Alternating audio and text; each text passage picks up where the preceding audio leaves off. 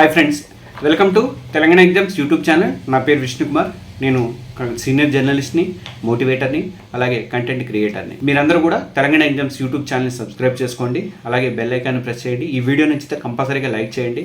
ఎక్కువ మంది లైక్ చేయడం వల్ల ఎక్కువ మందికి ఈ వీడియోని యూట్యూబ్ వాళ్ళు సిఫార్సు చేయడానికి అవకాశం అనేది ఉంటుంది. ఇవాళ వీడియోలో కాంగ్రెస్ ప్రభుత్వం వచ్చిన తర్వాత రేవంత్ రెడ్డి తీసుకొచ్చినటువంటి పథకాలకు సంబంధించి, కొత్త ప్రభుత్వంలో వచ్చినటువంటి పథకాలకు సంబంధించినటువంటి వీడియో ఇది సెకండ్ వీడియో. ఫస్ట్ వీడియో ఇంకెవరన్నా చూడకపోతే చూడండి. ఈ వీడియో డిస్క్రిప్షన్లో నేను ఆ వీడియో లింక్ పెడతాను, అది కూడా చూడండి. మొత్తం 3 వీడియోలు దీంట్లో అందిస్తున్నాను.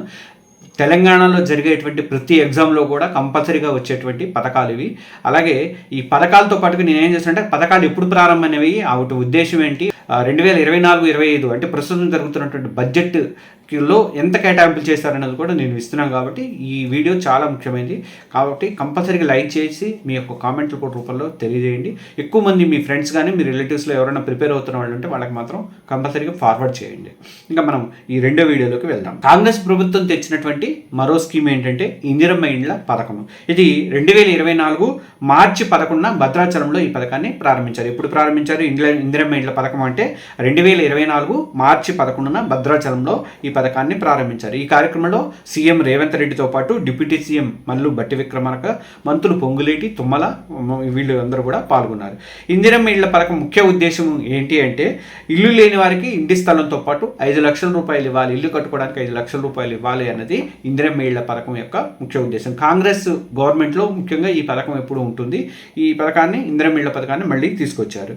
లేదు సొంత స్థలం ఉన్నది అంటే మాత్రం 5 లక్షల రూపాయలు వాళ్ళకి సహాయం అనేది చేస్తారు.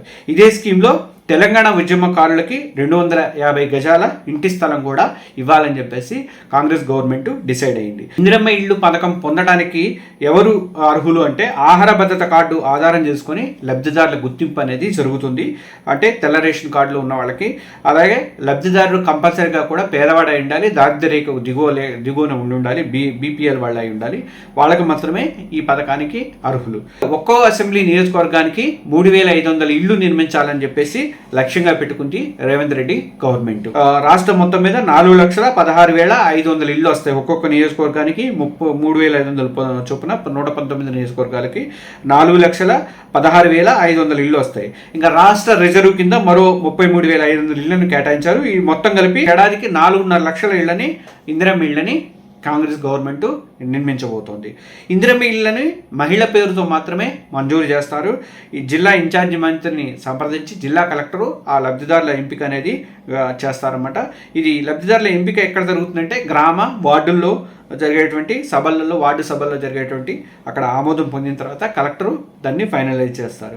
ఇందిరమ్మ ఇళ్లకు 4 దశల్లో సబ్సిడీ అనేది లబ్ధిదారులకి అందుతుంది. అది ఏంటి అంటే ఒకటి బేస్మెంట్ స్థాయిలో వాళ్ళకి 1 లక్ష రూపాయల అమౌంట్ అనేది ఇస్తారు. తర్వాత పైకప్పు వేసేటప్పుడు 1 లక్ష రూపాయలు ఇస్తారు. అలాగే పైకప్పు నిర్మాణం తర్వాత మరో 2 లక్షల రూపాయలు ఇస్తారు.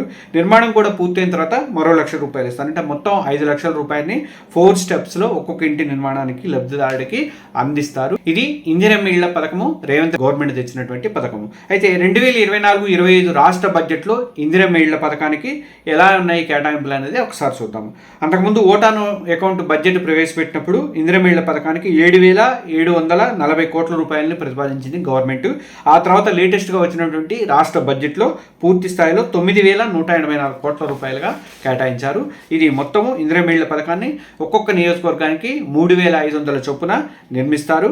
మొత్తం 4.5 లక్షల ఇళ్లని నిర్మించాలని చెప్పేసి, ఏడాదికి 4.5 లక్షల ఇళ్లను నిర్మించాలని చెప్పి Revanth Reddy government, Congress government decide అయ్యింది.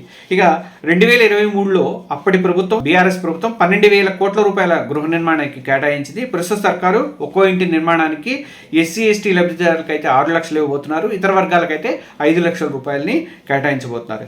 ఇందులో ప్రధానమంత్రి ఆవాస్ యోజన కింద పట్టణ, గ్రామీణ ప్రాంతాల్లో నిర్మించే ఇళ్ల పథకము కింద 4,644 కోట్ల రూపాయలు ఆర్థిక సాయం కేంద్రం నుంచి అందుతుందని చెప్పేసి ఈ స్టేట్ గవర్నమెంట్ బడ్జెట్ అంచనాల్లో తెలిపింది. ఎంత అంటే PM ఆవాస్ యోజన, ప్రధానమంత్రి ఆవాస్ యోజన కింద పట్టణాల్లో కానీ గ్రామీణ ప్రాంతాల్లో కానీ ఇల్లు నిర్మించే పథకం ఒకటి ఉన్నది. ఈసారి 3 కోట్ల దాకా ఇవ్వబోతున్నారు ఇల్లు దేశవ్యాప్తంగా. అందులో భాగంగా మన ఇళ్ల పథకం కింద మనకి 4,644 కోట్ల రూపాయల ఆర్థిక సాయం ఉంటుందని చెప్పేసి రాష్ట్ర ప్రభుత్వం భావిస్తుంది. ఇది కాంగ్రెస్ ప్రభుత్వం తెచ్చినటువంటి కొత్త పథకం ఇందిరమ్మ ఇళ్ల పథకం. పథకాలతో పాటుగా 2024-25 స్టేట్ బడ్జెట్లో ఎంత కేటాయింపులు ఇచ్చారనేది నేను ఈ వీడియోలో వివరిస్తున్నాను. ఇది రెండో వీడియో. మొదటి వీడియో లింక్ మీరు డిస్క్రిప్షన్లో ఉంటుంది, చూడండి. దానికి క్లిక్ చేసి అది కూడా చూడండి. ఇది కంపల్సరీగా ప్రతి ఎగ్జామ్లో కూడా వస్తుంది కాబట్టి ప్రతి ఒక్కరు కూడా గట్టిగా ప్రిపేర్ అవ్వండి. 1-2 సార్లు వీడియో చూస్తే మీకు దాని మీద పూర్తి అవగాహన వస్తుంది. నోట్ చేసుకునే అవసరం కూడా ఉండదు కాబట్టి. అలాగే మన ప్రతి ఒక్కళ్ళు కూడా మన తెలంగాణ ఎగ్జామ్స్ ఛానల్ని సబ్స్క్రైబ్ చేయండి. ఎక్కువ మందికి ఈ వీడియోని షేర్ చేసేలాగా మీ ఫ్రెండ్స్కి, రిలేటివ్స్కి ఎక్కువ మందికి షేర్ చేయండి. ఎక్కువ మందికి లైక్ చేయండి. లైక్ చేస్తేనే ఎక్కువగా యూట్యూబ్ వాళ్ళు మిగతా వాళ్ళకి రికమెండ్ చేయడానికి అవకాశం అనేది ఉంటుంది. ఇది రెండో వీడియో. ఇంకా మూడో వీడియో కూడా నేను వివరిస్తాను. Please subscribe our Telangana exams YouTube channel.